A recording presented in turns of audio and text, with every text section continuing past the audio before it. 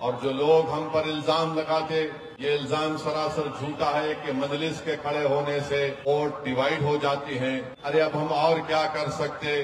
السلام علیکم ورحمۃ اللہ وبرکاتہ۔ اردو نیوز انڈیا کے معزز ناظرین و سامعین، آج کے خبر نامے کے ساتھ میں ہوں احتشام نظامی قاسمی۔ آج 25 ستمبر 2025 بروز جمعرات ہے۔ ناظرین، ملک کی سیاست میں اس وقت سب سے بڑی خبر بہار کے آئندہ اسمبلی انتخابات سے آ رہی ہے۔ سبھی لوگوں کو اس ویڈیو کو زیادہ سے زیادہ شیئر کرنا ہے، ویڈیو بہت خاص ہے۔ ایک طرف حکمراں جماعت بی جے پی اور اس کے اتحادی میدان میں ہے، تو دوسری طرف مودی حکومت کو شکست دینے کے عزم کے ساتھ انڈیا اتحاد صفے آ رہا ہے۔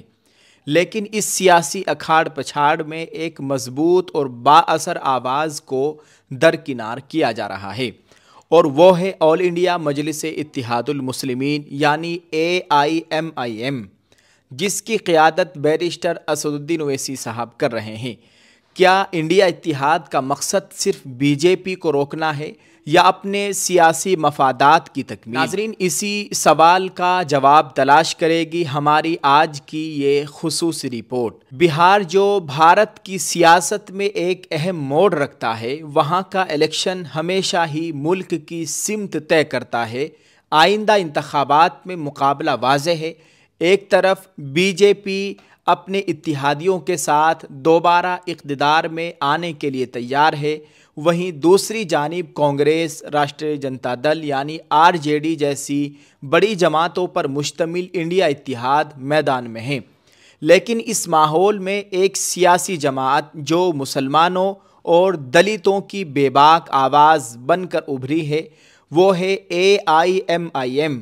اس پارٹی کے 5 موجودہ ودھائک تھے، جن میں سے 4 کو RJD نے توڑ کر اپنی پارٹی میں شامل کر لیا تھا۔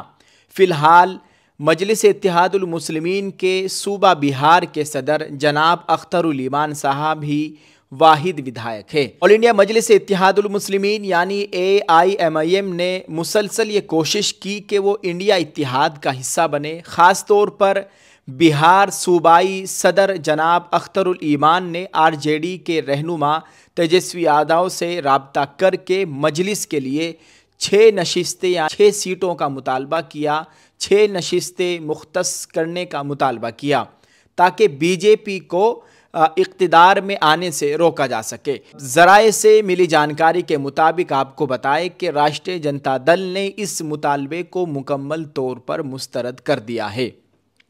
انڈیا اتحاد کا یہ فیصلہ بہار کی سیاست میں ایک بڑا موڑ ثابت ہو سکتا ہے۔ مجلس کے سربراہ بیرسٹر اسد الدین اویسی نے اس رد عمل کے بعد بہار کے علاقے میں سیمانچل نیائے یاترا کا آغاز کر دیا ہے۔ انہوں نے اپنی یاترا کے دوران واضح کیا کہ آل انڈیا مجلس اتحاد المسلمین نے گزشتہ انتخابات میں 5 ارکان اسمبلی جیتے تھے، یعنی ہمارے 5 ودھائک بنے تھے۔ ان کا کہنا ہے کہ RJD کا یہ انکار دراصل یہ ثابت کرتا ہے کہ انڈیا اتحاد خود بی جے پی کو اقتدار میں آنے سے روکنے کے موڈ میں نہیں ہے۔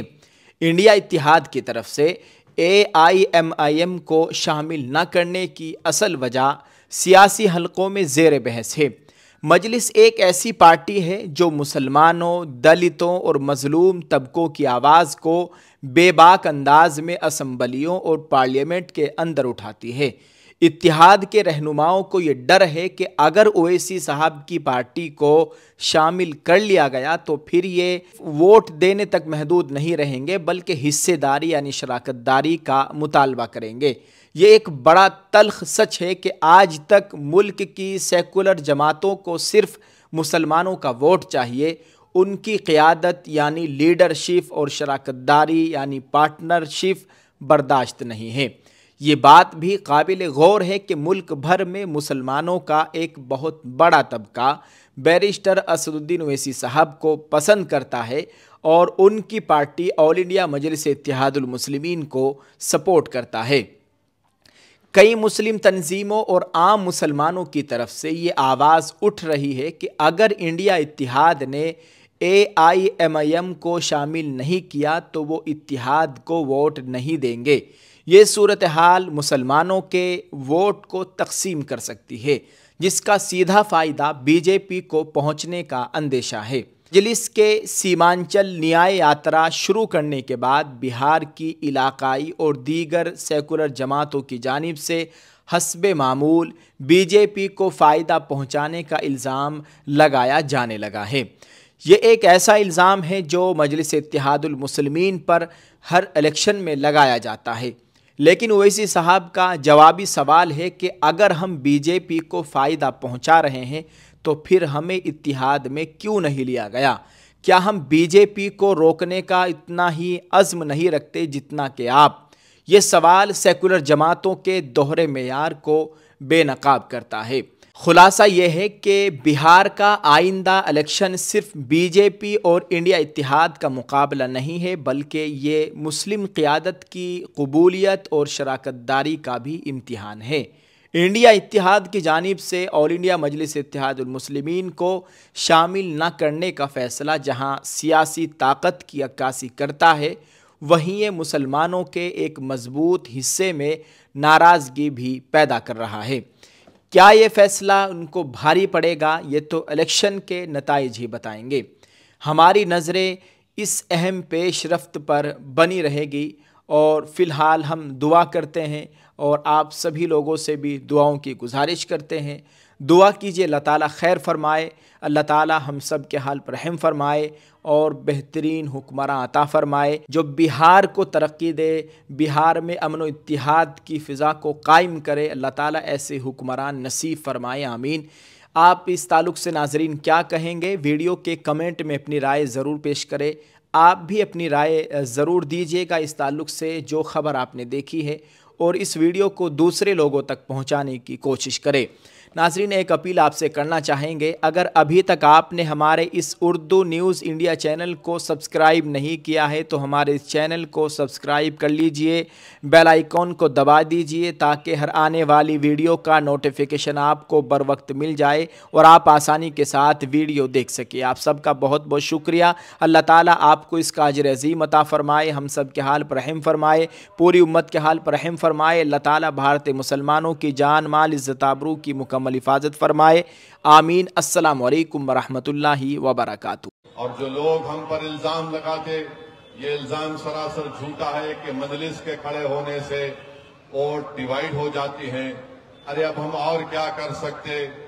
ہمارے اختر الایمان صاحب نے دو خط لکھا ہے لالو پرساد یادو کو، ایک خط لکھا تیجسوی یادو کو کہ آؤ ہم سے اتحاد کر لو، بلکہ اختر الایمان صاحب نے یہ تک لکھ کر دے دیا کہ آپ مجلس کو صرف 6 سیٹ دے دیجئے اور ہم الائنس کرنے کے لیے، اتحاد کرنے کے لیے تیار ہیں۔ میں بتانا چاہ رہا ہوں تیجسوی یادو کو، یہ ہماری کمزوری نہیں ہے، ہم طاقت کی بنیاد پر تم کو لکھ کر دے رہے ہیں۔ تم فیصلہ جو لینا چاہتے لے لو، مگر یاد رکھو چناؤ کے بعد تم یہ نہیں کہنا کہ ممی ڈیڈی میرا بیٹ اور بال لے کر کوئی بھاگ گیا، کیونکہ یہ جنتا